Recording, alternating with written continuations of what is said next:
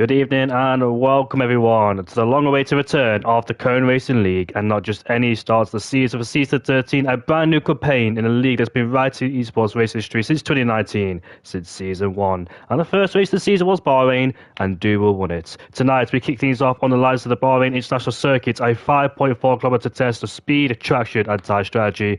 It's a favourite amongst the fans and drivers alike, known for its long straight, heavy braking zones and thrilling wheel-to-wheel action, especially in towards 1 and 4. My name is Jamie Morris, and alongside me tonight is Spider Rob. How you doing, mate? You alright?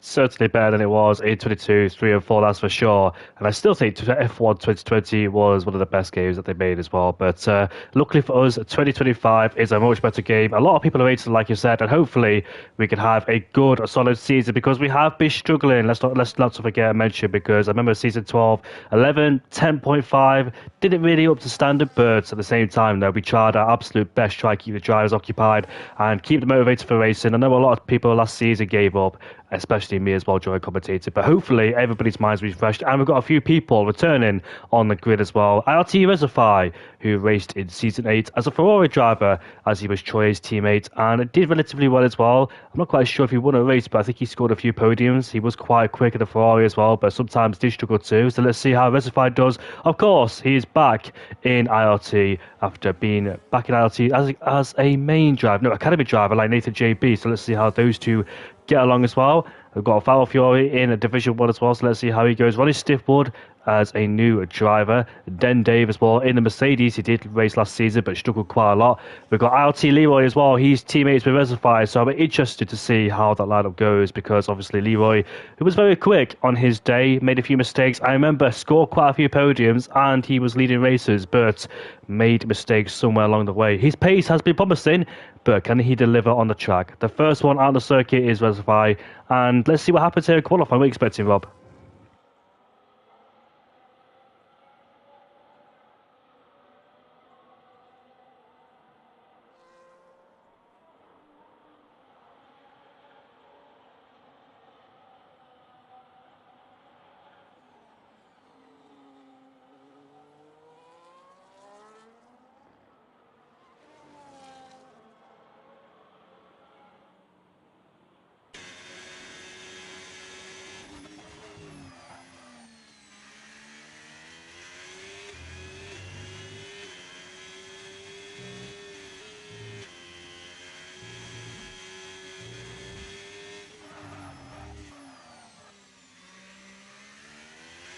Yes, Harry Palmer is in Division 1, and his pace has been rather strong as well. Spent the last couple of seasons lower divisions. As Reservoir outbreaks himself in towards turn 10, and that looked like a decent first lap, but just overcooked it in towards turn 10, and he's lost a lot of time as well. But still, he's going to continue on his flying lap. He's not going to give up, because he wants a reference. He wants a bank of time as well to set on the board and compare it with his next flying laps. As we come through turn 11, a lot of people used to spin out in the older games, as he takes a wide entry in towards turn 12, leans on the exit, uses all the curb on the exits on this back straight we go. As we head towards the final corner, there is a bit of traffic amongst us, but hopefully the racing ball gets out of the way. He does. That could be free fall as he gets out of the way, or just stays where he is because he's quite far ahead. But here comes Reservoir. The first lap time on the board is going to be a 27.745, and obviously we know he can go quicker than that due to that mistake.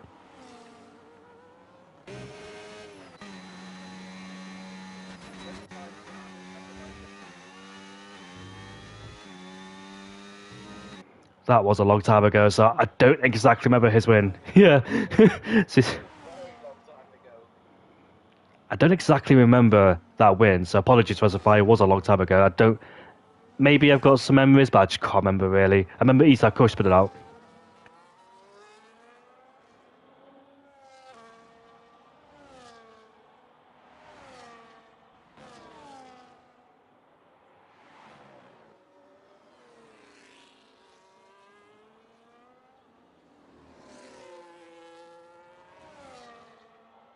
Oh, that's nice for him, for Harry Palmer. Of course, when the safety car comes out, can make it break a race, and Harry Palmer goes up into P5 in the Alpine with a 28.172, 2 tenths ahead of Harrison as well. Also, a newcomer in the Mercedes is Harrison, and I think he's on the Xbox side as well, so we are running cross-platform as we were a couple of seasons ago. Here comes Seaboard Gamer. Nathan JB is 2,000 slower than IRT Leroy. Leroy sets the benchmark. Here comes Seeb towards the line. He goes up into P8 in the Racing Bull, and Bompier now goes quickest. Last season's race winner, ILT Bompier, up into first place with a 27.298, and he's under 3 tenths quicker than Leroy in second place.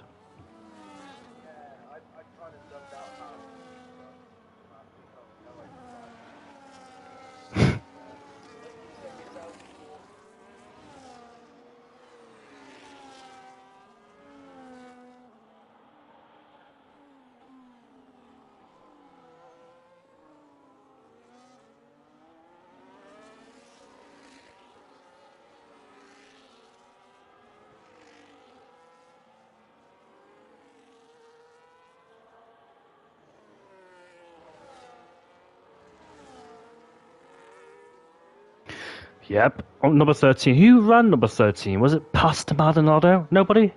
Nobody ran out.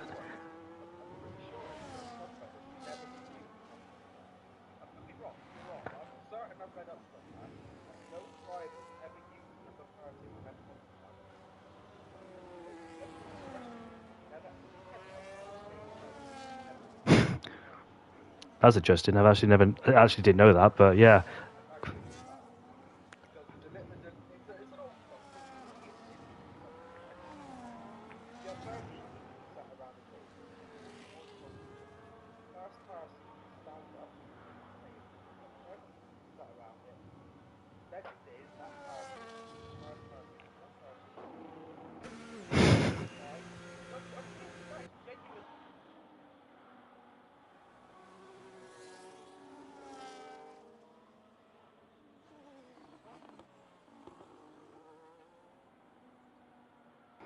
Well, let's get 30 people around the table then and see if that happens. But yes, back to number 13, Rob. By the way, it has been ran by an F1 driver, number 13, Pastor Maldonado, back in 2014.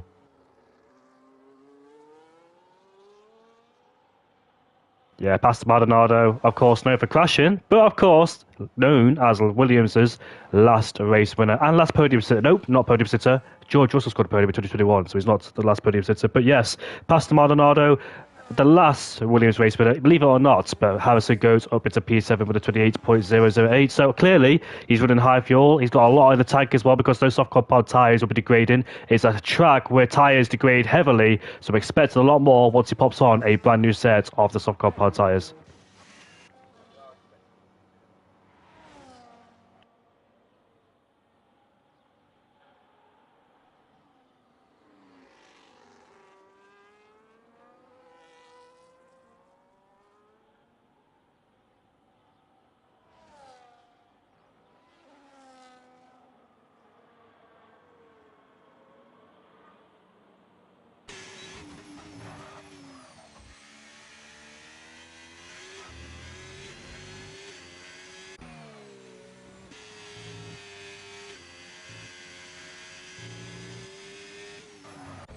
I think one of Stiffwood could be. He's heading down into turn number one as he makes his way to two and three. I don't know who is this actually. I think it's somebody we know and has changed their PSN to Ronnie Stiffwood. I think it's a known member of the community, but I don't know who it actually is. So here he is then in towards turn four. Root for his friend.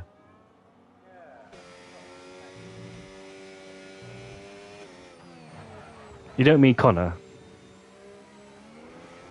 I mean, I don't know if it is Connor or not, but Connor last game was absolutely struggling. So I'd be surprised if this is Connor.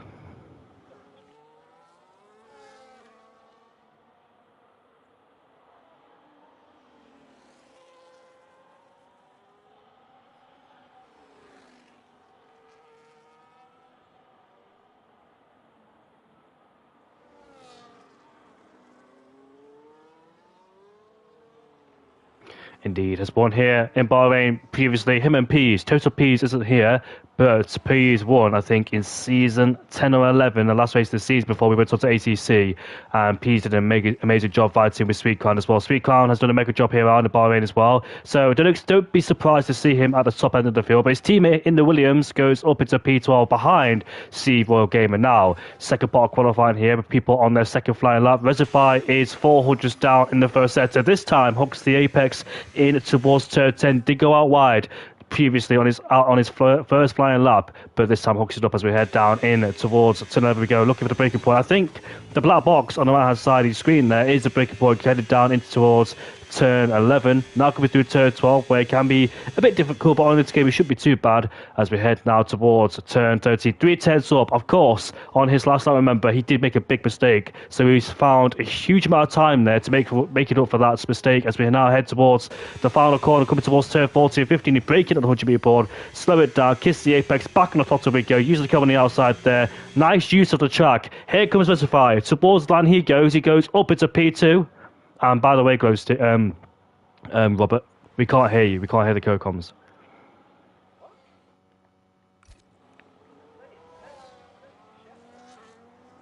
Let me check my settings just in case. Thank you, Glowstick, for mentioning that.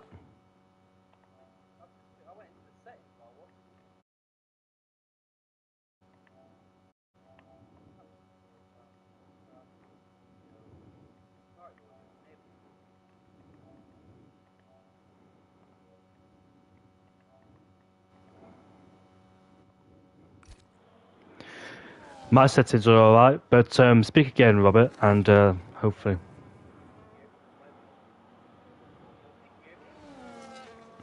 So Rob was just speaking a few seconds ago, so Glowstick, tell me if you hear him.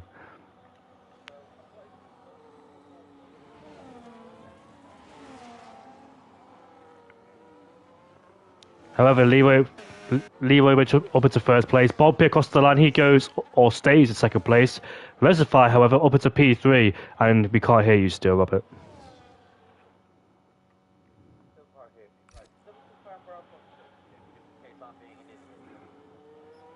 You've gone to party chat, haven't you? Our party settings, and voice chat settings, sorry, and you share your voice. Allow your voice to be shared.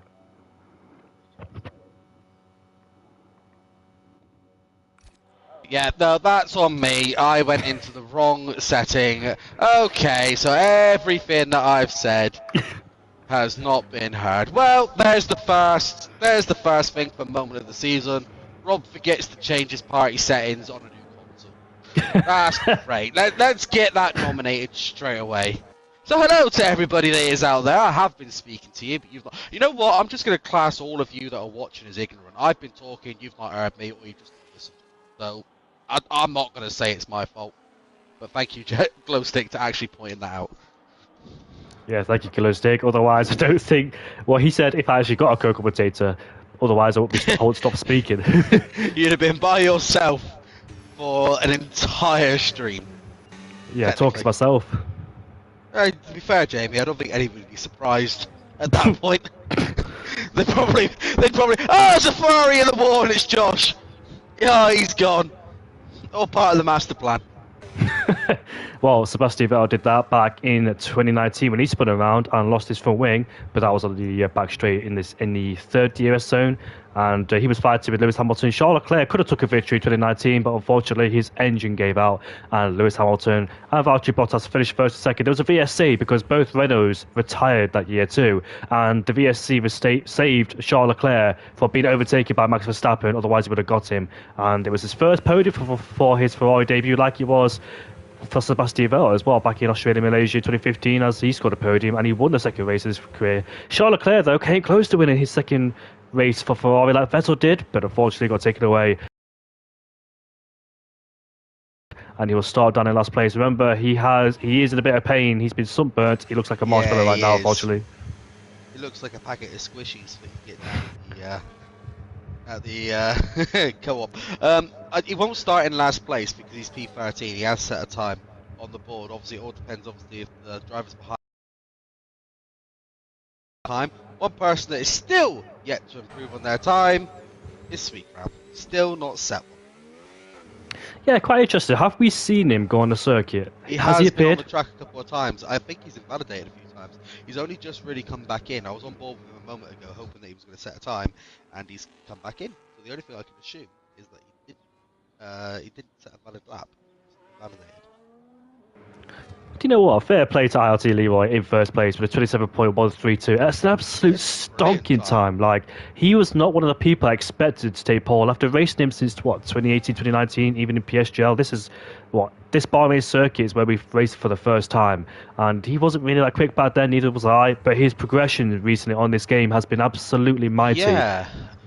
He raced in another league last night as well, and he apparently did really well over there last night. So Lee seems to have found his stride with this game. It's you never know, Jamie. I know it. Like I said, it's early days. There's 10 rounds, I believe. 10, 12 rounds? 10 rounds, I think it is, isn't there? 10 rounds this season, and you never know. Lee may do it. I really do.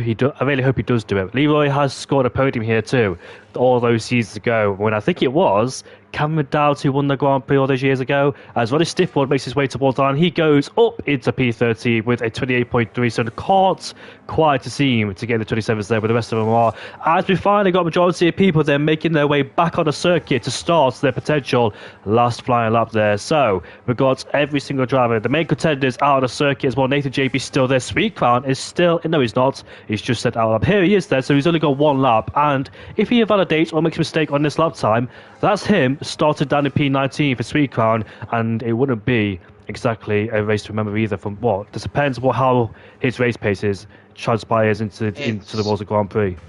It'd be one to watch. What's Sweet Crown? He's either going to have a really good race or a really bad race. He is known. I'm pretty sure when we were commentating over him last season, if I remember correctly, when he gets a major penalty, he is known to hit some fire. That would be the make or break for Sweet Crown, in my opinion. CRL 3-4, obviously he's a tier 2 driver. He's reserving for us tonight here in tier 1, so it'll be good to see if he can get a battle in there with the big boys as well. I believe Scott's turned off a few of the last assists that he was running from the last game for this season, hence why he's down in tier 2. Obviously Harry Palmer, he's obviously made his debut for tier 1. There's a lot of people in this tier that I really want to see do well. Obviously, I'd like to see the Ferraris do well. You know what? I really can't call it, Jamie. I know it's early days. No one is actually sticking out for me in that list of names. I think potentially every single person there has got a chance at winning. I think so as well, in my opinion. A lot of these drivers got potential of winning, but obviously we've seen a lot of people outside there, the 28s, as P9 is a 28.08, but set by Harrison. The sound in the background, that was Leroy. Had a bit of a moment coming out of turn 10 there, as his teammate Reservoir heads down in towards 11. Kick Sauber are looking very strong as well this season. First goes to Leroy, 5th place is Reservoir. As we got, there's Mercedes who spun off at turn number 3, I think, or slowed down. Reservoir is 4 thousandths down on his personal best. Is there any more time for the Kick Sauber as Leroy in the background goes a bit deep as well for good measure. Roddy Stifford has retired as he makes his way down in towards the final corner as Leroy's backed off. So last lap time has been ruined for Leroy, pushing beyond the boundaries of the car as Reservoir makes his way towards the line. He goes up into P4, so he did find time in the last sector by a few hundredths of a second. Here comes Isak Kush, YK 17 MTK, who has validated on his lap time. LT Bompia is a few hundredths up in the first sector. Harry Palmer goes into P6. We've got a McLaren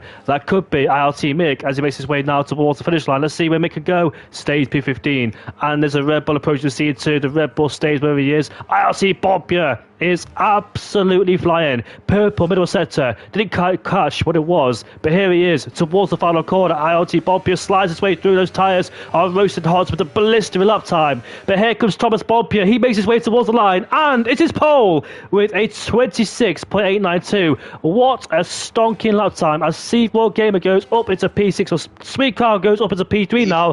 Displaces C down into P6. What a fantastic lap time from there for Sweet Crown under huge pressure.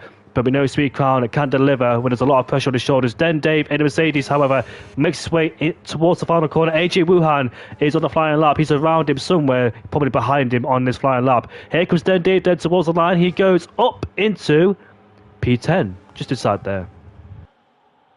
Yeah, what's it called? Cross-Liam unfortunately invalidating during that last sector there. He did perform an illegal pit entry, but I don't think it matters too much in qualifying. He did overcut the solid white line. I was on board with Sweet Crown there during that last run. Went fastest sector 2 shortly after he said the other guy went fastest sector 2 and set a fastest sector 3. So sector 1 is what cost him from going provisional pole. Amazing recovery from the Williams driver. I tell you what, that is an impressive top 4. It is indeed. ILT Leroy is an ILT 1-2, but not really because Leroy is not in ILT. He's just got that abbreviation in his name. But Bompier, last season, it was a pole to win performance for him. He wasn't dominant. He had the likes of Leon Rabb behind him to Seeb, but he still won the Grand Prix and managed to sustain the pressure superbly. But with Sweet Crown on your tail, Nathan JB as well. Nathan JB is quite handy around here in Bahrain too, as he scored a few podiums in the past. He was actually in contention to win the Grand Prix, I think, in season 10. But unfortunately, I think he did the undercut and therefore had to back a little bit as well with the tyre advantage the guys behind had. But ILT Bobby on pole by almost 2.5 tenths ahead of Leroy. Sweet Crown in the Williams and P3. Nathan JB fourth ahead of Isaac Kush. Reservoir P6 ahead of Seeb. Dari P8 ahead of Harry Palmer. Then Dave rounds off the top 10. Outside the top 10 is AJ Wuhan. Harrison P12 ahead of Demore. Ronnie Stiffwood 14th ahead of Farrell Fury. Bosch Evans 16th. Mike and 3-4 and Cross Liam, as that's the top 19 round off for you there. But unfortunately from Cross Liam, way off the pace, but hopefully he finds something in the race. Here we go then for the 29 lap race around here in Bahrain. Bahrain always produces some amazing action under the floodlights here, as it became a night race back in 2014 in the first race of the hybrid season between Nico Rosberg and Lewis Hamilton in the desert. Lewis Hamilton came out on top despite being on harder tyres as Rosberg pitted onto a set of the soft compound tyre, the yellow wall tyre back then, but Hamilton still won after a big crash between Pastor Maldonado and Esteban Gutierrez as well. But this Bahrain race has always shown us some fantastic races. Maybe not previously, it is super hot around here, excess temperatures. I think back in 2006 or 5, when Fernando Alonso won the race, it was like 40 degrees, very, very hot indeed. So it is a track that can be very hot as well, and temperatures will be skyrocketed as well. So you've got to try your best to keep you cool around here in Bahrain, in the desert. Yeah, Fernando Alonso, if I remember correctly, when he did it, it was a day race at the time. Obviously, they switched it to a night race later on. Bahrain is one of them tracks. You either love it or you'll hate it, and I'm on the side of hating. I don't like the Bahrain circuit. I don't mind the alternative circuit.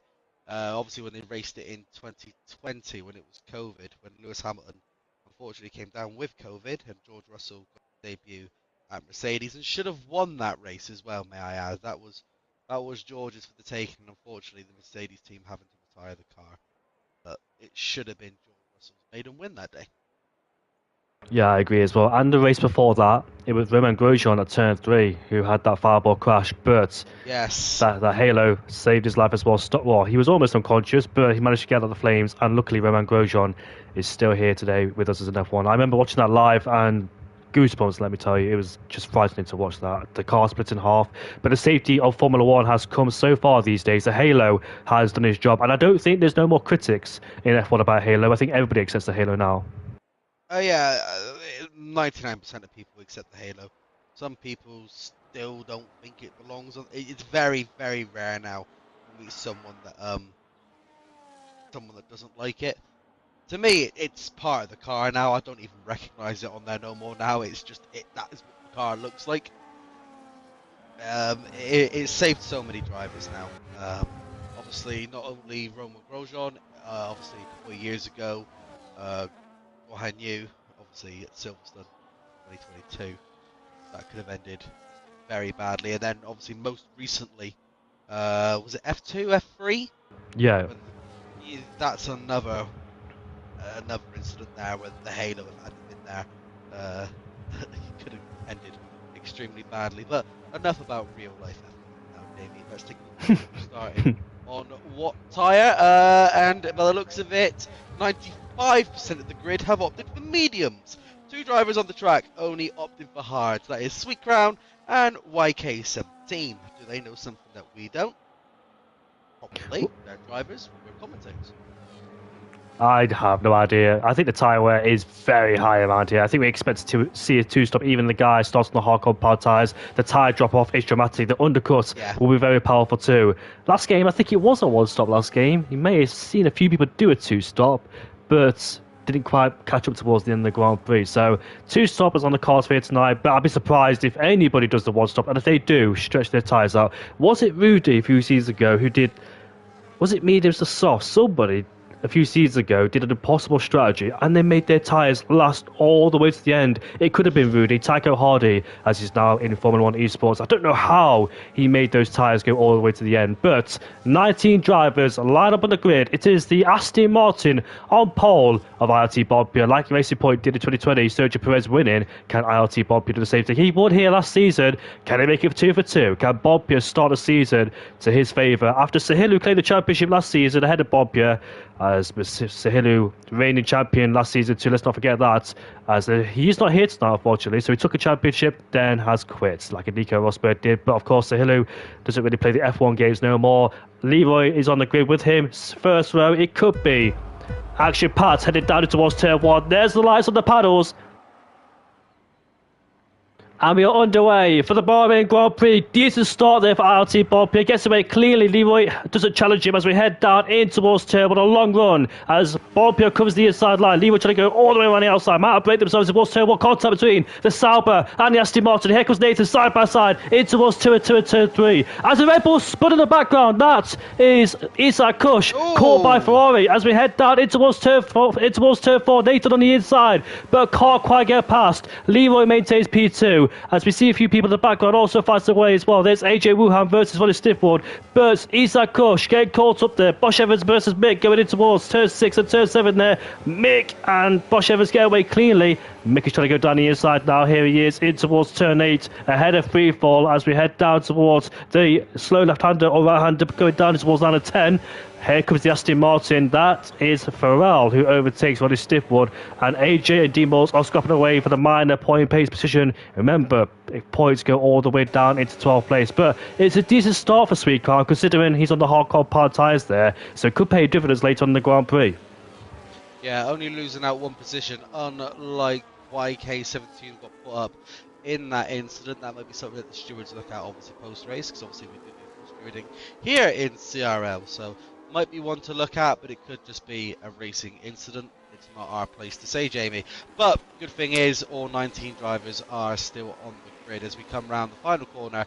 Will anyone come in? Has anyone got major damage? I don't think they have, looking at it. So yeah, YK17, he is the one that's lost out the most positions at the end of lap 1. DRS now enabled, obviously as of last season. Well, not last season for us, last season in real life. Obviously DRS comes on after. Was it last season or the season before? It's changed so much now. But obviously, as of this game, Jamie, fastest lap doesn't really matter anymore. And what's your opinion on that? Do you like it? Was it a good concept to add to F1? I agree with it personally. Did they get rid of it because something about Singapore when Daniel Ricciardo took? Yes, that is the actual reason why it's been removed from actual racing regulations. Because a lot of the drivers complained, a lot of teams complained that Red Bull have got 4 cars on the grid, and that Red Bull apparently sent team orders down to obviously RB to say, look, do this, do that, because it will prevent McLaren from getting something. And then McLaren kicked off, Mercedes kicked off, and then a lot of the other drivers and teams kicked off to the point they then changed it. So there is no fastest lap point available. Whether CRL still award it, I don't think they do, but as far as I'm aware, there's no point fastest lap in CRL, but there definitely isn't as of this season actual effort.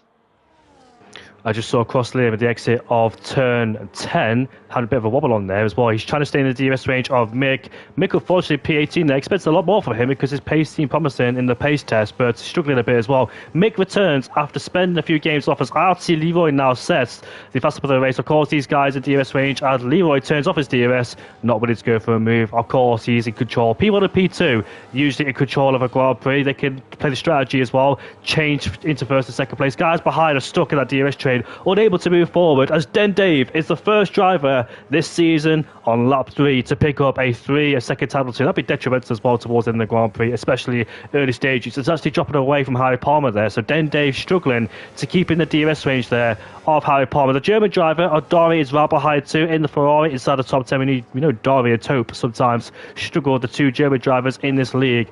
AJ's there too. P10 Harrison is putting the pressure on AJ as well in the early scraps, as we see going down in towards turn 8. That's AJ Wuhan a bit under pressure there. Lost the back end of the car, and Harrison is there as well. Let's see if there's an opportunity to overtake AJ Wuhan for P10, try and get himself inside the top 10. But all these guys in one big DRS train now. There's a second group forming because Den Dave is unable to keep up. Now this was his biggest weakness last season too. In the early stages of the Grand Prix, he was there in that DRS pack, but later on he just dropped away. The consistency wasn't there for him. And with Dirty Air being more effective in this game as well, the engine overheating, etc., the balance of the car destabilised, it is more difficult to stay in the DRS range, but these guys are managing it well. Yeah, luckily the online side doesn't have technical faults inside. Could you imagine if they incorporated that over from a single player onto multiplayer, where your car could get a random engine fault? I think, I'd hate to think how much raging we'd get from these boys. Harry Palmer's doing well to extend that gap. He's trying to catch desperately up to Seeb. We could be seeing a strike from him very, very shortly. But yeah, like you said with Den Dave earlier, mate, you've hit nail on head. He struggles early doors, and the fact that he's now got that 3-second penalty, that could be major later game. Yeah, I think I remember back in Qatar as well, where he was in that big DRS train for first out of 6, where it was a Ferrari 1-2. Because both Ferraris last season and Nathan Yaruviza made contact, and they both took themselves out of contention. Mick has spun at the exit of turn 4 there, so he's the first spinner, unfortunately, other than Isa Kush, who's recovered into P16.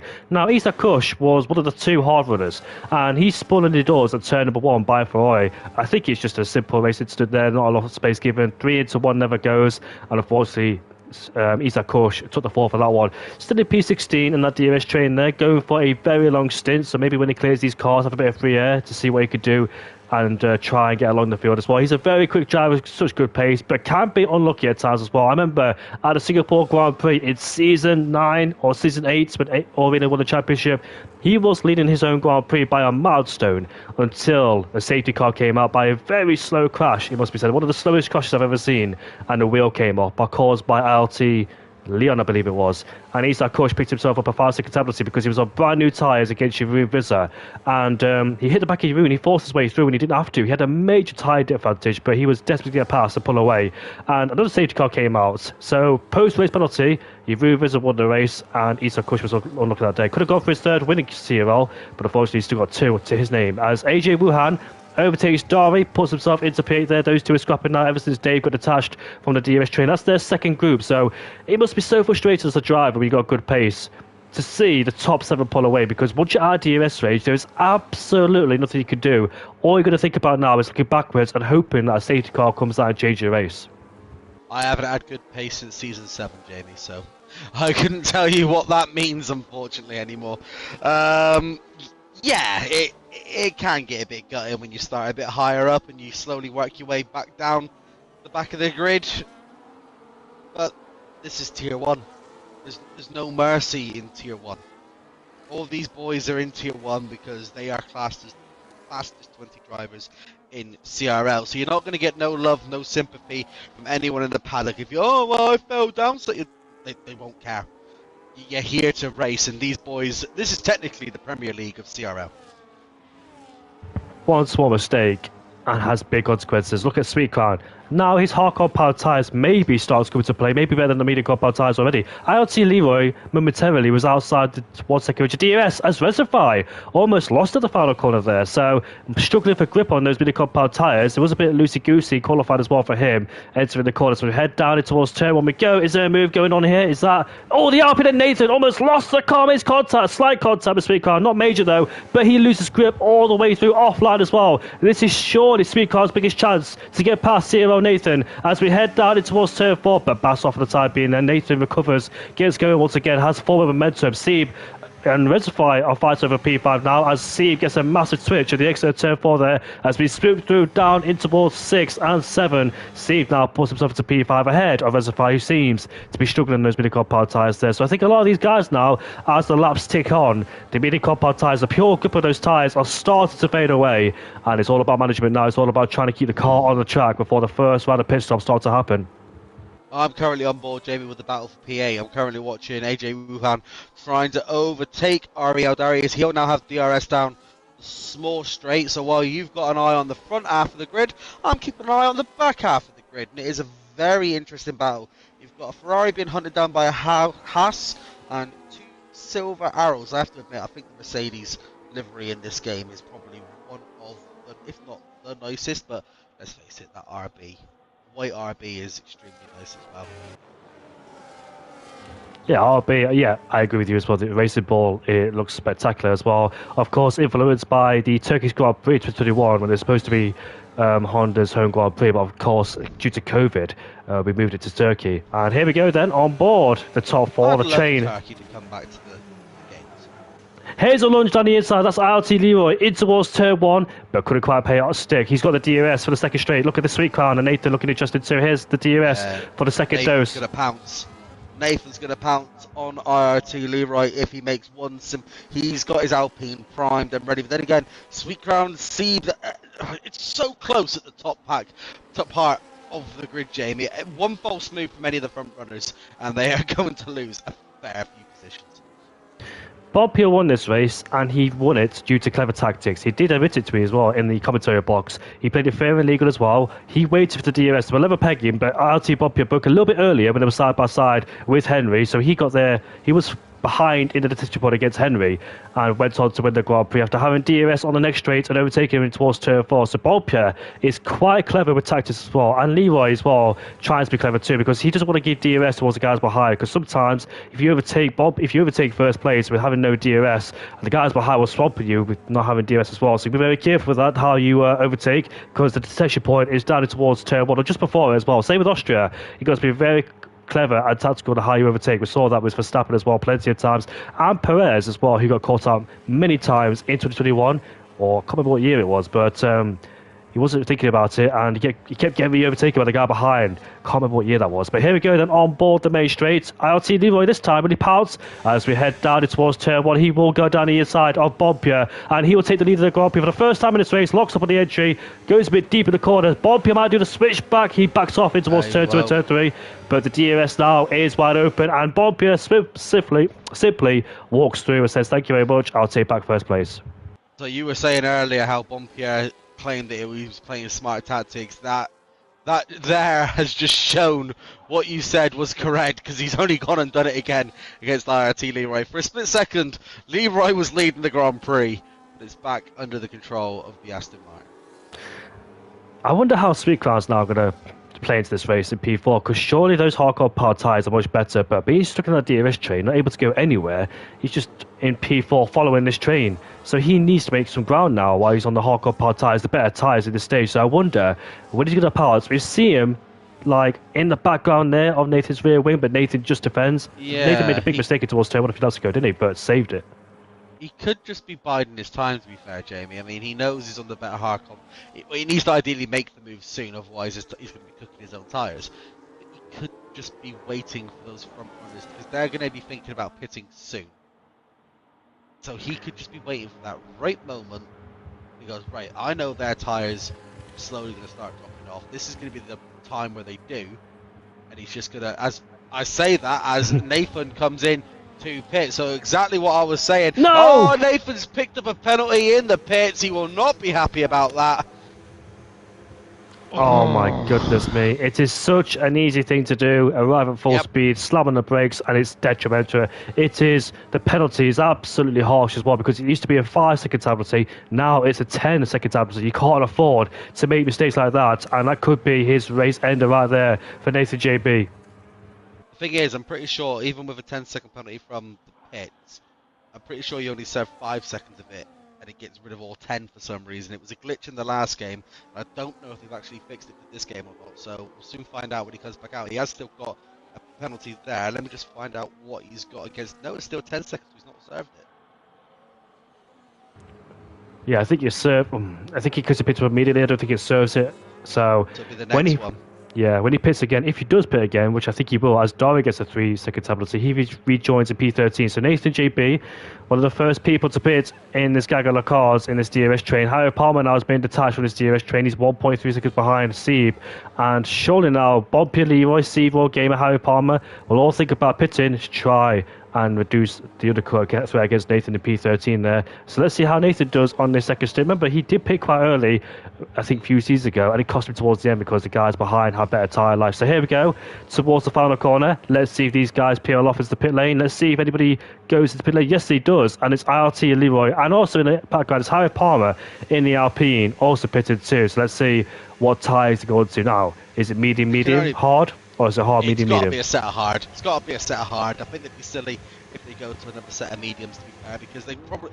I think what's probably going to go through these boys' mind, right? Let's go to a set of hards. Go as far as I can with them. Maybe a late game safety car could change everything.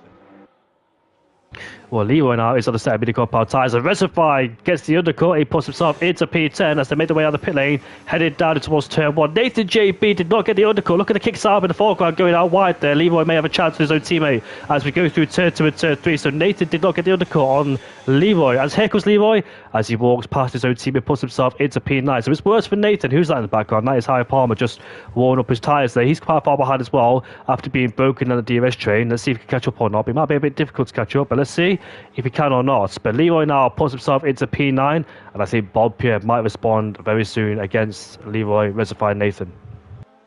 Yeah, I'm just on board with Sweet Crown at the moment. I'm looking to see what I'm trying to figure out what he's thinking. I think what I said a moment ago, Jamie, about he was just waiting for the people in front of him to pit, and then he's got all that clean air, and you're just going to see him take off. I've got a feeling that is what he's going to do. I'm just waiting to see if Pierre comes into pit. I've got a feeling he's going to, but I'm not 100%. So let's see as we come round the final corner now. Is the Aston Martin coming in? He is. Was Sweet Crown trying to do a dummy there on Sieb? I think he was. Wanted all the slipstream as he could. Fernando Alonso did the same thing on Kobayashi in 2012 when he almost went to the pit lane by following Kobayashi's slipstream. But yeah, last week comes in the Grand Prix. Sieb has stayed out as we see then the guys up the order. Let's see where Bob he rejoins. He might rejoin all the way to the back of the field now. Not the back of the field, but back of the train. Here comes the two kick Saubers as Leroy and Rez swap places there. Nathan goes up into P9. There's two Saubers are in a part with each other, so maybe communicating and working on strategy and helping each other. That's good for those two because now they're in a good spot to use each other and keep the rest of the guys behind and trade places with the DRS as well. So Nathan might be a bit stuck in P9. Bearing in mind, he is on the hardcore powered tyres. But of course, that 10-second penalty won't do any favours. Bob Pierce rejoined in P10, so it tells you the power of the undercut there on old mediums. But let's see now, should he have the pace to get himself back in the DRS train? So the top 6 drivers are all still yet to make their mandatory pit stop for the race. I think Sweet Crown's probably going to go out for a lot longer. I'm trying to figure out what his strategy is, personally. I mean, we know he's going to have to make at least one stop. But is it going to be the one stop? We've seen Sweet Crown do many things at CRL. Is the one stop possible in Bahrain? I don't think it is, personally, but he doesn't seem to be struggling out there, Jamie. Those tyres seem to be doing exactly as he's asking him to do. If he's smooth, you're going to be very smooth as well on the steering. He is in a Williams. He is in a Williams. Williams do have overheated issues, of course. For those who know the F1 movie, it's called Science. They apparently did the exact same thing. Oops, sorry about that. I haven't watched it myself. I've seen it. I've seen it. It's not me saying spoilers for me because I've watched it. It's more about anyone that's watching. Let's not spoil it just yet. I mean, I can't spoil it because I haven't watched it, so I have no idea. But as we head down towards turn 1, Leroy Reservoir once again in formation, keeping Nathan behind. Like a spoiler? What kind of spoiler is it? Is it like... So you see Christian Horner finally drive an F1 car. Fair enough, I'll take that. He doesn't. Does he? You have to watch the film and find out. I'm supposed to be watching it next Sunday. That's a long way away. I want to watch it, but unfortunately I can't due to my schedule. What I say to everybody when it comes to it is an F1 film, but don't go in to the film expecting it to be, oh, this is pure. you can see where the element of fantasy comes to it, where it's not 100% accurate. But I tell you what, it is 100% worth it when the racing scenes are on. And this is no word of a lie. It's like, oh, even though I know this race, because you can tell where they've used clips, obviously, from the actual races to film filming. Because obviously they've digitally inserted the Apex GP car over certain real life cars. That didn't happen, but it did because it was a different car. But I tell you what, don't go in expecting it to be 100% accurate. Imagine it like Drive to Survive the movie, but it is really good to be fair. Back to the race, Steve Gamer has pitted 12 laps on those mini compound tyres, one of the latest to pit. Now he's going to go on hard compound tyres. Is it worth Steve, however, doing a one-stop strategy now? Surely there's no point doing a two-stop after taking those tyres a long way. Here comes the Sauber boys on the Ferrari as they pounce on Josh Evans as we head down in towards turn 1. They both get past him before turn 1. That was Nathan's turn. Where is Steve going to feed in? Here he is. Oh, in towards turn 1 he goes. He's ahead of Harry Palmer. So despite going long on those mini compound tyres, as Bosch Evans now has been overtaken by Nathan, Bosch Evans not puts up a fight he knows on the old mini compound tyres. That was a lovely overtake from Nathan there. Sorry to interrupt you there, Jamie, but that was a lovely, well-timed overtake from Nathan on Bosch Evans, slotted in perfectly, and I think those medium tyres of Josh are really starting to struggle now. Surely he's got to be thinking about coming in. Look at the graining. Oh, almost spun there as well. He lost traction heavily going out of turn number 8. You could hear the wheel spin when you went on board with him. When I went on board with him too, you could see him sliding through the corner as well. It's not good for the Ferrari driver at the moment. He was struggling just before the race because he was doing some TT. And obviously I never said this when I was in the party because he said a certain time. I'm not going to say it. He said a certain time. And in my head I'm there thinking, going, that's what I normally do on TT. Or about that. So he was asking if it was a good time. I didn't want to say anything because it was like, that's a Rob tier time. You don't want to be proud about that time. I'm not proud about that time, so you definitely won't want to be.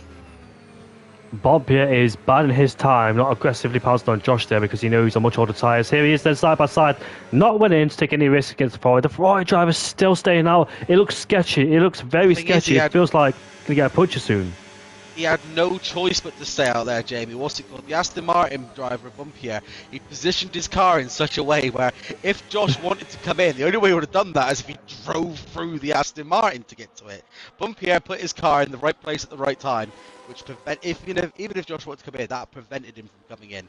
That was evil, but it was nice.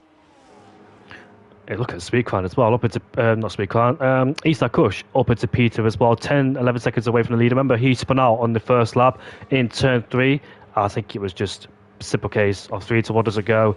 Simple case of first lap incidents, and Speedcran up into first place there, 10 or 11 seconds ahead of East Kush. Let's see how long those two could take their hard compound tyres as Bosch Evans there. Off the track goes Seam as well, so those two have a bit of coming together. Slight contact between the Ferrari driver and the RB driver. Josh is really starting to struggle out there. He's got to come in this lap. Like you said, potentially at risk of getting a puncher. Harry Palmer, he's catching quite quickly. Josh needs to come in. Those tyres have gone past their sell-by date. So we did see Steve go off the track, and he's just picked himself up a penalty for overtaking off the circuit, so not giving the place back, and that has ruined his race. I thought he'll be doing a one-stop strategy, and he'll be in favour to win the Grand Prix potentially with the freshest tyres towards the end if others don't make a stop. We know the two kick-starters are definitely making another stop because one, those mediums can't go towards the end. Two, is what was I going to say? Those mediums can't go to the end, and two, they've got to use more than one tyre compound. That's why those two can't go towards in the Grand Prix. They're definitely going to stop again. So let's see those two pace towards in the Grand Prix. But I am not sure how this race is going to pan out. Who's going to do a two-stop or not? But as Bosch Evans, they're really struggling for grip as Harry Palmer goes around the outside. I was going to say, I think Bosch is listening to the Ferrari engineers a bit too much. What's it called? He's still out there on 14 lap old mediums. He's not come in. So either they're giving him horrible calls, or he can't understand them. Lewis Hamilton and a Darby's relationship. Yeah, what's it called? Lewis is not having a great season at Ferrari at the moment, is he? He's got a puncher. Bosch Evans got a puncher. The tyre's delaminated. It's gone. Yeah, you can see it. It's the rear left, if I'm correct, Jamie. Am I right? It is right. You are right. Sorry. Yeah, he is. He's gone out one. Yeah, you can see it. He's gone out one lap too many. He's listened to them Ferrari engine. He's going to struggle now, and as a result, he's picked up a 3-second time penalty. That Ferrari, the black and orange flag's not in this game, is it? Nope. Nope. If it was, then he spun. Yeah, I've got a feeling. Potentially see a VSC here. And if he hits the wall, then yes. If he loses his end play, but I don't think a VSC should come out. Yellow flags, of course, in our centre. Him slow it down as both Sabers swap places once again. So I think it's a definite one stop for Sweetcrown and Isak Kush first and second place there. Those two are definitely going to do a one stop. I don't think there's no point doing a two stop for those two. But Reservoir and Leroy P3 and P4, what are they? How is their pace going to transpire in the second half of the Grand Prix on a new set of the hard compound tyres? Absolutely flying towards the end, but can they catch up as well? That's the key question for those two. I'm on board with Josh at the moment, just keeping an eye on him, making sure that he gets back to the pit safe. Because I said he needed to come in that lap before. He took it one extra too far, and this is horrible to watch. This is so bad to watch. I feel my heart goes out to him. To be fair, like we said earlier, he's sunburnt to high hell. The fact he's even racing is. I was kind of hoping he was going to do well for that. Like I was. It's like watching Bambi on ice at the minute. Literally. It is literally like watching Bambi on ice, as he's now lapped by Sweetcrown, and I've got a feeling that's the Welshman's end for this race. We'll see him again probably next week. Hopefully he stays in the race. I want him to stay in the race. It could be a safety car, but I think. He hits the wall this again. is hard on to watch. This is hard to watch, Jamie. this is hard to watch. Hey, he's into the pits. I'm fully expecting to see Bosch Evans retired in a second. We've got a kick Sauber the pit lane as it was Reservoir. So Reservoir is on a set of hard compound tyres, so it's medium hard for him to take towards the Grand Prix. How is that going to transpire this Grand Prix? Because I think for sure Sweetcrown and Isak Kush are definitely doing the one-stop strategy, so maybe ahead of Reservoir on the track actually. So I don't think the strategy's work for them doing the two-stop strategy medium hard for ILT Leroy there. Josh has decided to stay in the race, Jamie. I'm so happy he's staying in the race. He got it back to the pits. He's had a wing change as well. He's been lapped by everyone, but he's still in the race. Sorry, I was really transfixed by this Ferrari story. I'll get back concentrating on the race now. It reminds me as well of Austria when I was watching a share player his or share screen, and he did the exact same thing. Took those inters for a long way, got a puncher, got lapped by the field, and still finished in P9 surprisingly as well. Even catching to the people that lapped him. That was a long race. He's a good driver, Josh. We'll never count him out. He's a very good driver. Scored a few podiums as well. Remember a podium at the Canadian Grand Prix. I remember his win as well at the Mexican Grand Prix, I think 2 seasons ago. So he has won here in CRL before and picked up a few podiums along the way. Look at that. We've got a pit, Isak Kush pitting and ILT Leroy pitted too. So effectively now that Isak Kush is ahead of the circuit, despite dropping all the way to the back of the field, he's ahead of Leroy because the one-stop strategy is going to work in his favour for Isak Kush. Sweetcrown is still yet to come in as well with a 14-second gap on Nathan. If he can keep extending that lead, he's going to have a free pit stop very soon. But I've got a feeling his hard tyres are starting to struggle as he's struggling around turn 8. So Isak Kush is ahead of the two Mercedes. Look at that. That was a very good call as well, because if he joined in front of that train, he didn't get stuck in the train, so he's got some nice clearing there. If he could pull away from Dead Dave immediately, as Dead Dave down the inside in towards turn 4, makes contact, and he's almost in the spin too. That was a very optimistic move there against Isak Kush, and luckily, for the second time this race, did not get into a spin, and hopefully for his sake, he could pull away now and leave that train behind on a brand new set of medium compound tyres. Let's see then, in the last 11 laps, here comes Reservoir down the inside. He's got to make his way through the traffic as well. The consequences of doing a two-stop strategy, making his way through the traffic. That is the Kick Sauber ahead of the Aston Martin. Reservoir ahead of Farrell, but Farrell's back down the inside, and he pushed him off the track there. Reservoir won't appreciate it. The two Kick Saubers have pitted. Oh, Leroy almost lost the car there. Wheel spinning heavily out of the corner. I saw that in the background, so I was still on board with the Red Bull of YK, and what's it called? I was thinking to myself, it's the age-old story of a Mercedes and a Red Bull colliding. Where have we heard? Where have we heard? Oh, as IRT reservoid 10-second penalty for corner cutting and gaining a place. That was instant. The game showed no mercy there.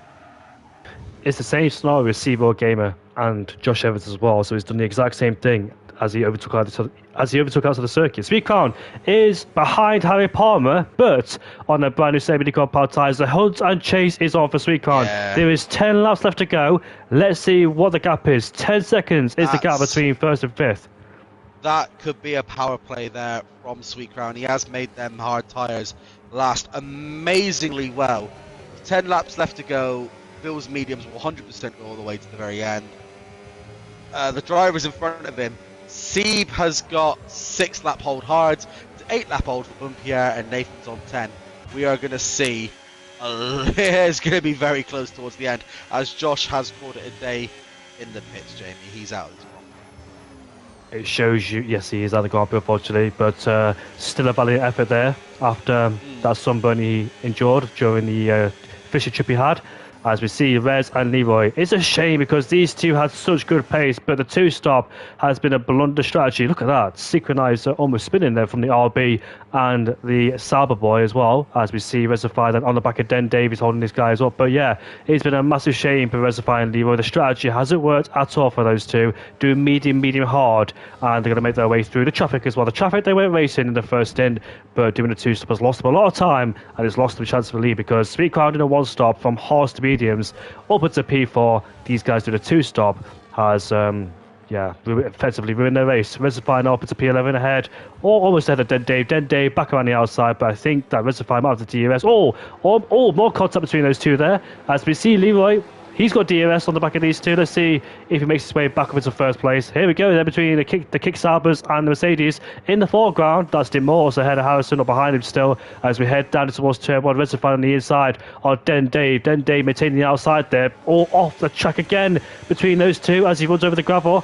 As Dave stays ahead. Here comes Leroy on the kick Sauber now. Pressurising Dave as we head down towards turn four. Dave is showing no mercy despite being on all the tyres. He's getting his elbows out, but Leroy with a better exit is almost alongside, but can't get ahead. So this is mighty aggressive there from Den David P2 on old hardcore powered tyres, keeping the two kick Saubers aboard. And they're losing so much time as well. Time has been lost a lot between those two, the kick Saubers being stuck behind Dave. Yeah, I questioned it early on. The Sauber's going medium, if you remember.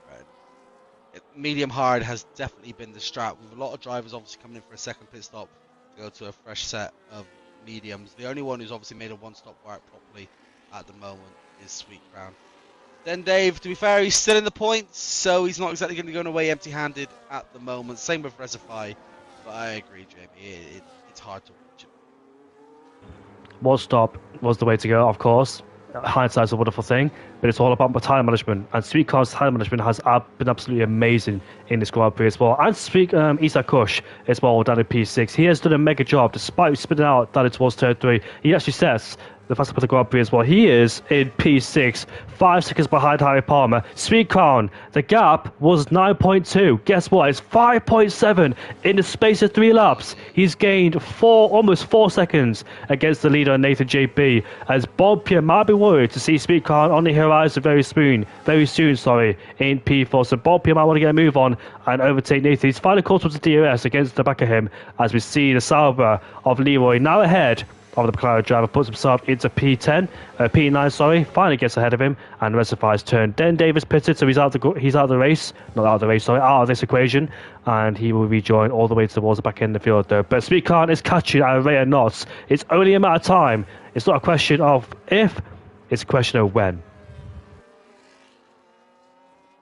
I was completely miles away there, Jamie. I was just reading the paddock chat of the drivers trying to explain to another driver what ERS does, and when it says, I'm just reading what AJ Wuhan put, use ERS to go fast. That's our words of wisdom of the week.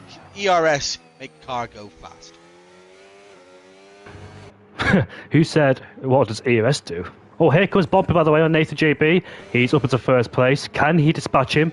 Or Nathan just sit behind and follow him too because he knows Sweetcon is there. Bearing in mind that Nathan JB does have a penalty almost there as well as Sweetcon. His pace has been ballisted. Harry Palmer's pitted too in P6 there. So let's see what tyres he's going to go on to. He feels like the hard compound tyres can't go towards the end. It should be a set mediums as well. You would have thought so. It is set mediums, it's confirmed, it's just popped up on the screen. And as to your earlier question, it was Cross Liam. He was asking what the ERS management means in qualifying, so obviously I think it's his first game back, obviously because he was in last year's game, but I'm pretty sure he didn't have it last year, correctly. But obviously he very kindly asked if one of the other drivers could explain what it meant to do in qualifying, and the words of wisdom from AJ Wuhan, use ERS to do fast. 3-4 gets ahead of Costliam. I know it's difficult to mention these guys at the back, but they're still in the Grand Prix, don't forget. Mick, however, down in P18, he spun quite a few laps ago, but he's still there in P18 and still going, trying to catch up towards Costliam and Freefall. He's doing a good job, so I know he's P18, but yeah, he's still doing a good job to stay in the race, not lose motivation, and keep going, trying to get as much info as he can. The thing is, quite a lot of the drivers have got penalties against their name as well, so it's one of those where I know he's quite far back, so he can't go too far up, but obviously post-race, the penalties get applied, so those that haven't got a penalty, they may find themselves higher than when they actually finished. It might give them only a couple of extra points, but it's points nonetheless, and obviously early days as well, so getting a test in the field for the car, it's a long championship. I had to stop myself there. It's a long championship, as next week I'm pretty sure we head over to Silverstone, but not just any version of Silverstone, I'm pretty sure it is in reverse. Damn, that should be very interesting then. Let's see how that pays off. It's going to be interesting commentating that. It's going to be hard to commentate it. Well, still call it the actual corner, but obviously do it like from turn 10 into turn 9 instead. Just call it the actual number. That would be the easiest way to do it. One that I'm looking forward to, obviously, I don't think it's on the calendar, but when CRL finally do Austria in reverse, that to do in reverse is very fun. It is indeed. I know in another league I'm doing the Dutch GP in reverse, and that should be very interesting. But Sweetcon overtook Sieb. He's right at the back of Nathan. He's caught up, and he's about to overtake the RP driver. He's up into P2. Fantastic, absolute fantastic drive for Sweetcon. I think he was just managing his tyres in the train, not pushing too hard, keeping up the train on those hard compound tyres. And look what it's paid him. Paid him dividends towards the end. The best speeding compound tyres towards in the Grand Prix. But still, can he manage it or not? I am not sure. The Mighty Atom says Dutch next. It is not, says the Mighty Atom. Is it Dutch GP next? I'm not quite sure. Silverstone? Let me get it up while you're I'm pretty certain it was, but I could be wrong. I only glanced at it. Here we go, F1 calendar. Let's get it up. No, Adam is correct. We head over to Gonna interrupt you because Sweetcon is about to take the lead of the Grand Prix. Him versus Bompia. We head down towards turn 1, and Sweetcon takes the lead. Bompia trying to go around the outside, but doesn't have the grip to do so, and he takes the lead of the Grand Prix. Fantastic from Sweetcon. Only did one lap in qualifying. That lap was good enough for P3. Starts the hard compound tyres, took them such a long way, and his mediums is working. But the question is now, can Bompia stick with Sweetcon, or is Sweetcon just going to pull away, break away from this train, and control this race from here on in? There is 5 laps left to go. Bompia, the man that won the Bahrain Grand Prix, seems to be slipping away from his hands, because Sweetcon, who's got over 30 wins, the most wins and championships in this league, is up into first place. A 3-time champion this year. I'll go for 4 is Sweetcon, the Dutchman. And let's see if we can do that or not. But it's been a perfect start so far for Sweetcon. Anything can happen still. There is 5 laps left to go. Can Bompia stick in the DRS range to Sweetcon? Will he still remain under pressure? The questions will be answered in 5 laps time. But Sweetcon is your new race leader. Yeah, he's done his tyre management perfect this race, Jamie. Credit to where credit is due. So yeah, Adam is correct, Jamie. It is Xander for next week. I do apologise if I get it wrong. Round 3 is when we head over to Silverstone reverse, followed by Monza, Suzuka, Yas Marina, Barcelona, Marina Bay, Jeddah, and then we wrap up the season in Sao Paulo. The last race of the season in Brazil, traditionally as well. Sometimes Abu Dhabi, but look at Sweetcon. The gap is 1.3 seconds. He's checked out now. He's in control of the Elite Grand Prix, and he's about to win as well. There is 4 laps to go in this Grand Prix. I think that's it now. The battles are pretty much over. But the question is, though, let's have a look at the penalty situation, because we could see Isa Kush on the podium, because remember, Sieb and Nathan have got a 10-second penalty. If Isa Kush gets on the podium, definitely one of my drivers today for the show. From starting, well, from being taken out on the first lap in turn 3, spinning around and rejoining last place, up there in P5, could be on the podium. Definitely one of my drivers today for sure. Yeah, it's going to be very, very close to see if he can get on the podium. Nathan, well, no, he's not. He's just. This is where the battle is now, Jamie. This is what to keep an eye on for the remainder of the race, because Sweet Crown has done what he's needed to do. He's done his tyre management. He's got it. We know he's now going. Unless he puts it in a wall, he is now going to win this Grand Prix. Penalties everywhere, mate. I feel sorry for Reservoir fighting second penalty. Is going to see him. The Saubers have had an amazing race, to be fair. When did Harry Pope? That's the question. Last time I saw he was 6th. Yeah, he pitted for the second time. That'll be why. Well, we're on the closing stages here at the Bahrain Grand Prix. The 3-time champion of Sweet Crown, who leads the way, has started from, I think it was P3 on the hardcore pod tyres. He went from hards to mediums, and now he's hanging up at the front, but the gap is still increasing between Bob Pierre and Sweet Crown. I don't think Bob Pierre can get himself in the DRS range. He sits in P2, just a few seconds back on the opposite strategy. Starts on mediums, but on the hardcore power tyres now. And fortunately for him, Sweet Crown is pulling away in the distance. Sometimes hards to mediums don't work, but Sweet Crown can be very smooth and very accurate with your driving. And he's done exactly that as Nathan and Sieve are going side by side as we head down in towards 6 and 7. Sieve gets ahead. The problem is, though, if those two keep scrapping away, then Isa Kush is duty bound to be in the podium because these two will scrap away and therefore the time will be reduced as well. So I think Isa Kush is hoping that these two continue fighting. I think Bob Pierce cemented into P2 as well, so he is safe for second place at the podium.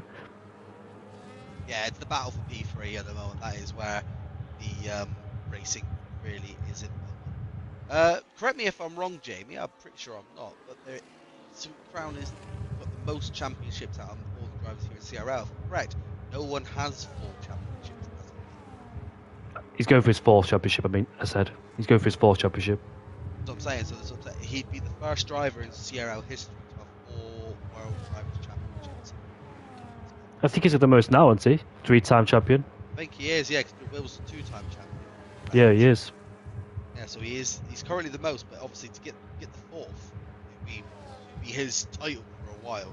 Obviously, there is a couple of champions that are obviously in this tier. Obviously, Harry Palmer's got a World Championship title. I haven't really done my stats on tier 2 and tier 3, so I have actually no idea. I know is it Strauss who's a champion as well? Strauss and I know as well. Little One is a champion as well. Yep. Let me see what I've got on my master document so far. I'll be able to tell you this because obviously I've done so much. I've done up to season 7, so it's not going to be 100% accurate, but I can tell you what I've got recorded so far.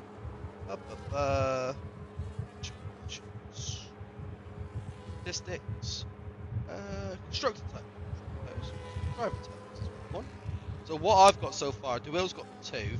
So this is obviously everybody that's ever won a championship. As it stands for what I've done, DeWill 4-star, Cold Paradox, Wouter, Jerome, Berg, Sadistic King, Quick Killer, Hedgehog, Alex TG, Steiny, Nilu, Panda, Ryan Mills, Bailiff, J.A. Williams, M66 back 27. Obviously, there's a couple of others as well. Like I said, Harry Potter. I know that he won the year. Do you remember when CRL had 5 tiers, Jamie, way back then? Yes, because I commentated for 2 of them, tier 1 and tier 4, 3. With Bob Pierre, me and Bob Pierre commentated for tier 3 and tier 4. I'll never forget that. I will never forget it indeed. Yeah, I'm pretty sure. Chimp won tier 5, or was it Mark Wilson? Obviously, Mark Wilson. Mark Wilson's another champion as well. He's won 2 at CRL, correct? Yeah, he is. So many now. There's so many champions now. You think we're obviously 13 seasons in, multiple tiers, so there is quite a few champions now. You know what we need to do when we've got 20 different unique ones? Message them all individually. Get them back for a champion show.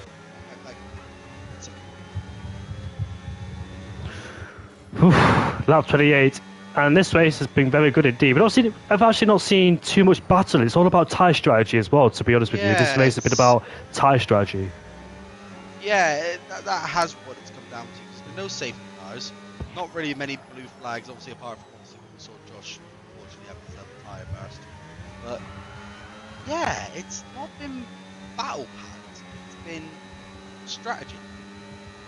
That is what it's come down to, Jamie. To be fair, everyone's done brilliantly, but when it comes to battle-wise, there hasn't really been a lot. There you go, sorry. What did you say? Sorry, I faded out there. As I say, when it comes, I agree with what you're saying. It's come down to strategy. It's not been battle. There's not really been a lot of battles. It has come down to strategy and tyre management. For me, Jamie, my driver of the day, it's going to have to be Sweetground. It have to be. And Isaac Kush as well, it must be said. But it is now lap 29, 1 lap to go around here in Bahrain. Here comes Sieb on Bobby, last lap attack as we head down in towards turn 1. Sieb gets him in towards turn 1, but Bobby should have the DRS. Same scenario as last year as we head through turn 3 and turn 4, but Sieb stays ahead. Here comes Bobby with the DRS. He doesn't really need to make this move, but he is a driver who will go for it. Sieb defend on the inside as Bobby will force to go all the way on the outside. Can he do it? No, he can't. This time around he can't do it, but oversteer too. But from spinning the very lap 1 is now leading on lap 29, while to Isaac Kush on the brink of a miracle comeback is Isaac Kush in P5. But this has been an amazing drive so far for Sweetground in first place. Fantastic for him. What a statement drive this has been for the 3-time champion. He started from third place, nailed the hard to beat strategy, and 29 laps under the lights of Bahrain. He's about to remind the grid exactly who he is after last season not participating and a few retirements as well, and quitting halfway through. He is back and showing everyone why he is a 3-time world champion and doing absolutely amazing too. Bob Pierre, who gave it everything tonight, last year's winner, right here in second place, just couldn't close that gap or to get a strategy out, unfortunately for him, but still second place is amazing. And Isaac Kush, he's going to round off the podium too. He spun on the open up to the Grand Prix, was dead last, and he's about to finish in third place. That's a comeback for the high rank wheel there for Isaac Kush. But here he is then. Here comes Sweetground. It's going to be return to glory for Sweetground. A champion's drive, call under pressure, a great strategy call. Sweetground wins the first race of the season. Fantastic drive as Bobia will finish in second place. But here comes this man, Isaac Kush, will come across the line from the back of the grid to third place. A champion's drive as well. What a fantastic race for him. And here comes the rest of the pack. Dory, Reservoir and Leroy. Reservoir spun in the final corner. What a dismal day for the Kickstarter, as that two-stop strategy did not work for him or them. As here comes AJ as he takes the place away, as he will finish inside the top 10 with no penalties as well. Great drive from AJ P9.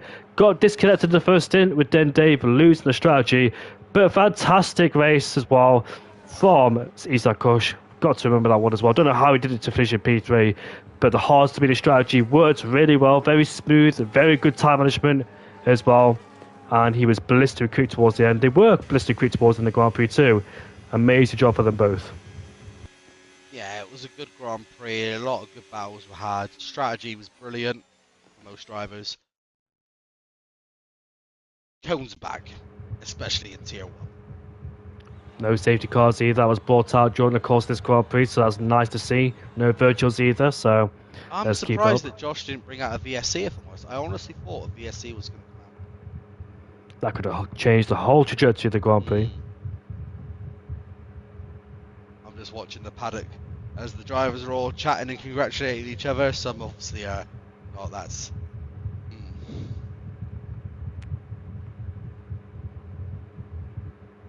There is your classifications then. You can see the two stoppers, it didn't work in their favour at all. Sweetground finishes in first place ahead of Bompia. And we see Isaac Kush in P3. CB P4 had a Nathan JB. RT Leroy in 6th in the kick Sauber started 2nd. And Dory finishes in P7. Demors in 8th ahead of AJ Wuhan. Harry Palmer ahead of Farrell Fury. Roddy Stiffwood, Reservoir, Den Dave, 3-4, Cross Liam Harrison, Mick, and Bosch Evans round off there.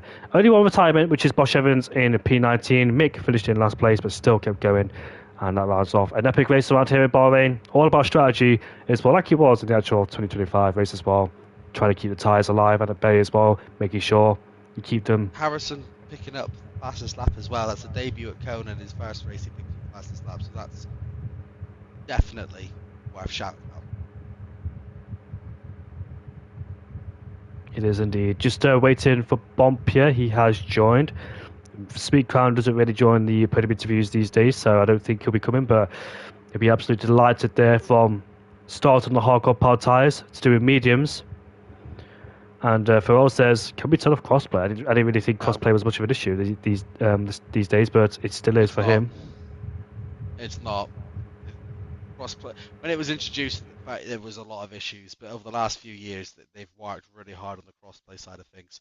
9 times out of 10 now, it comes down to a person's connection more than it does the game. Bob Pitt is in the party, not going to waste his time. So I'll say, Bob Pitt, mate, welcome to the party. And the strategy was mediums to hards today. The tyre wear was quite high.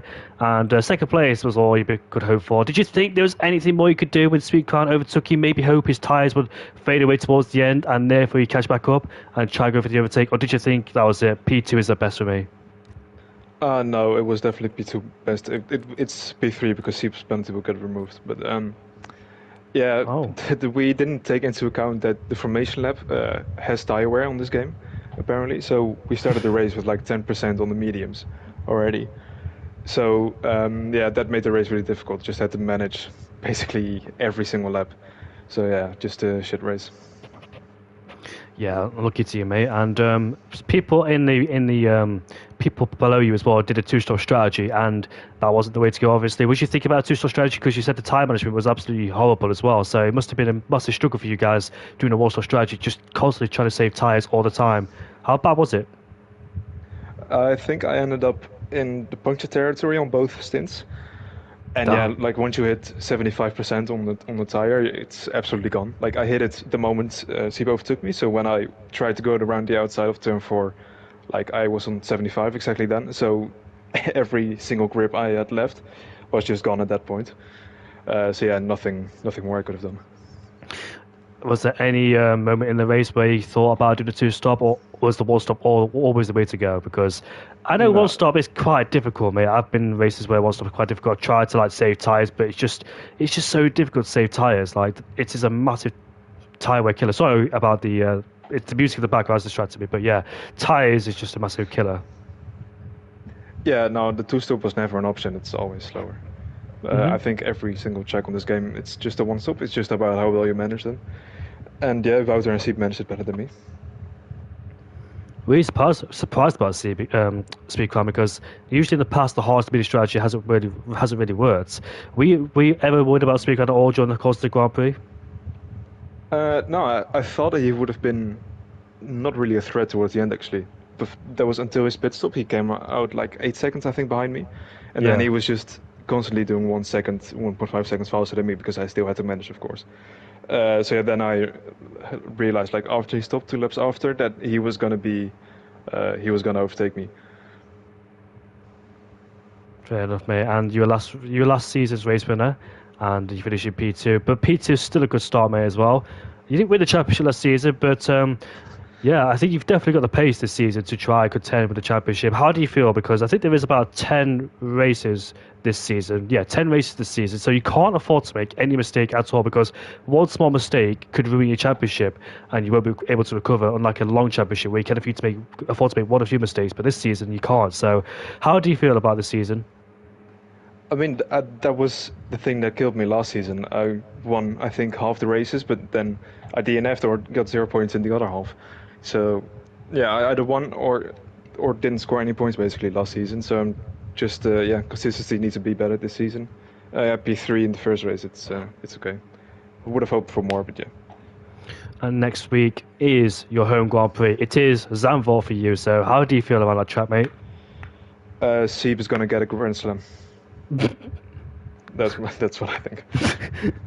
So I think Siep has been spurred on that track.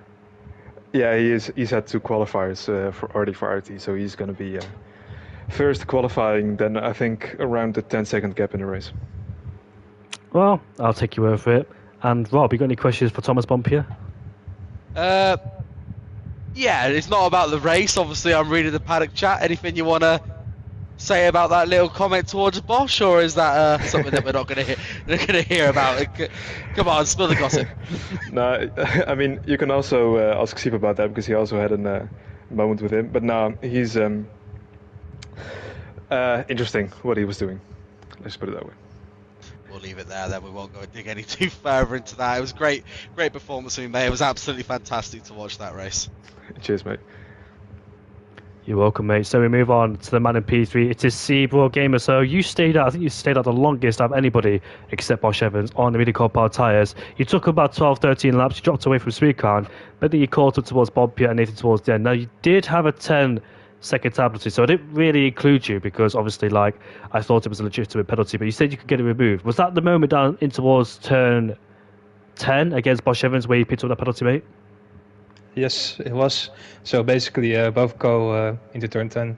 I'm quite a bit in front, I would say, but he touches my left rear wheel, so yeah, it makes me lose the car a bit. Then he kind of goes into the corner, like he stops basically on the exit because he couldn't slow down. And then I was like, nah, I'm not taking this. I'm going to the outside and then overtake him. So yeah, I mean, I think he should probably stick to designing or whatever he does instead of driving. Are you copying Pompey's words? Yeah. Yeah, basically. I think he said it really well, so credits to him as well. How did that race feel for you? Because you took those Medical Power tyres a long way as well during the course of the Grand Prix. How did the tyres feel for you? Were they just shredded to pieces like it was for Bob Pierre and the rest of them? Strategy basically for me was I hadn't done any laps on Bahrain yet. These were my first laps on Bahrain, fun fact. So basically I was just looking at my tyres and waiting for punctured territory. When they were in punctured territory, basically straight away box, and then have basically the freshest hard tyres as possible to take them to the end. I knew the one stop was possible from the start, so yeah, no real debate if it should have been a 2 or 1 stop. Start of the Grand Prix was a bit difficult as well. You were side by side as well. But what was you expecting? Because you started down in P6. Did you think all the podium was on the cars today? Because we saw Kick Saubers. They both had great pace, but unfortunately a bit of a blunder strategy for them as they went on a 2-star strategy as well. So was the podium in your mind today? Yeah, definitely. Maybe even a race win. Yeah, so the thing is, without doing any laps, it's tough to predict where you're going to be. Of course, the qualifying is probably going to be the toughest because you have to go at full speed straight away, which of course is very tough when you're doing the first few laps on the track. But when you do the race, you get more to a rhythm once the race goes on, and then you get more to your level where it should be at. So yeah, I think that's basically it. But P2, when I get the penalty removed, should be very good. Yes, she did finish in P2. That was, Bob Pierre finished in P3 because she did overtake him on the track. So talk us to the move there because it was a fantastic move against your good friend Bob Pierre down towards turn 1. Did you think that down towards turn 4, because Bob Pierre did the exact same thing last season on somebody else, Henry, I think, said the Grand Prix. Did you think that Bob Pierre would get you on the outside? Chihuahua, sorry, mate. Did you think that Bob Pierre would get you on the outside towards turn 4? I knew I had enough ERS left to kind of defend. I wasn't really looking at the DRS line at turn 1 because I just wanted to get the move done, to be honest. Dirty air is a lot more effective on this game than last game, so that's also a factor. So in turn 3 you should struggle a little bit, also on all the tires of course. And then I just hope to have enough of a gap to stay in front. Of course, when you're around the outside of turn 4, then you're not really going to pull it off, I think, if you have all the tires. Now, I do class you as a real contender for the championship. We've seen your pace. You've been unlucky at times as well, not to mention Baku. But you've been unlucky plenty of times as well last season and the season before. You definitely got the pace to try and be up there, along with Bob, Pierre, Speedcar, Nathan, etc. It's just all about consistency, get a hole hooked up and a bit of luck as well on your side. There is 9 races left to go in this season. It's a very short season as well. So, like Bob Pierre said, what are you expecting? Do you think you could be up there as well? Yeah, definitely. I'm probably not going to practice too much for this, but I think if I just do my thing, I'll probably be up there. I don't want to sweat it too much because I always be in front by too much, which is not fun anymore for the rest. So I'm going to slow down probably a little bit. And of course, if, for example, EOR is also on Thursday, if EOR has a very important race, which I'm quickest at, I'll probably drive in that race. So it really depends on the schedule. Please for me, what happens. Yeah, I will see. Maybe not. Maybe other people can drive in that event. So we'll need to see. I think I'll be here all season if everything goes to plan. I hope so too. And next week as well is your home track at Zandvoort. So how do you feel for the Zandvoort Grand Prix? The qualifying tonight to EOR was Zandvoort. Probably if people can look it up there, you can see what times I did. So yeah, if they want to look at it and try to copy it, then I wish them good luck. Well, that sounds like a confident boost. I expect you to win there. You should have no excuse next week, Seeb. What you say? You should have no excuse next week, Seeb, not to win. I think there's never an excuse if you do not win, especially in Cone. So, for me, at my level. Well, that's it for me. And Rob, you got any questions for Seeb? No, not really. What's good? You put in a fantastic performance today, mate. Obviously, like Jamie said, you've got no reason to not win next week because obviously we heard a second ago that you've been sweating out Zanderfort. So if we're not here talking to you next week, there's going to be some sort of issue. I think so. Yeah, we'll see. That is it then. Thank you very much for Bompia and Seeb for joining the podium interviews, and thank you, Rob, for commentating me for the first race of the season. It's been an absolute pleasure. Yeah, it's been good. Hopefully, same time next week, the pair of us again, Jamie, will get this season done quite nicely. Definitely then. So join us back for round 2 at the Dutch GP in Zandvoort at 8 o'clock for CRL. We'll see you all later. Enjoy the British GP this weekend. Of course, we hear rumours of Max Verstappen and George Russell and the weather spiced up as well on the weekend. So watch out for that. See you all later. Have a good night. Enjoy the weekend. Enjoy the race.